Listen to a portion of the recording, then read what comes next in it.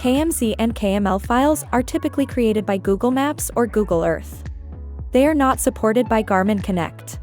We will need to use Garmin Explorer to convert them first. In this video, we will use an iPhone with Safari and Forerunner 965. To demonstrate, let's assume we want to attend this Taiwanese marathon. We find out that there is an official course, but it is a Google My Maps. To import it into Garmin Connect, we have to download the course file. Select the full screen icon to open it in a new tab. To be noted, we can only download the course in browser. If your phone automatically opens it in Google Maps app, use the private browsing mode instead. Then, select the course's name.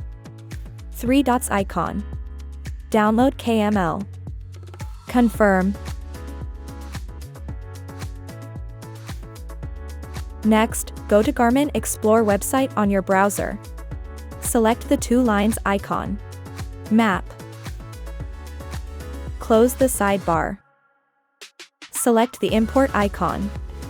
Import as tracks. Select whether to add to a collection. Next, select the file.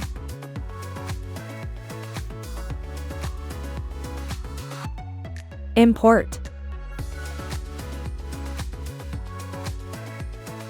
Next, open Garmin Explore app. Select Library.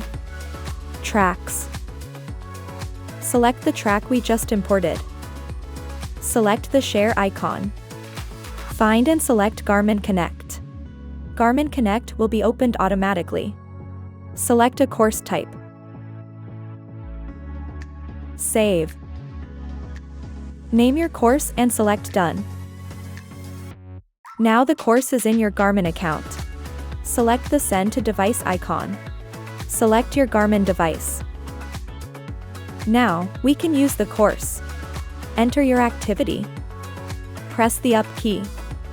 Navigation.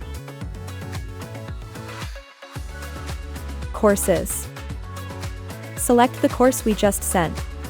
Then, press the Start key. Do course.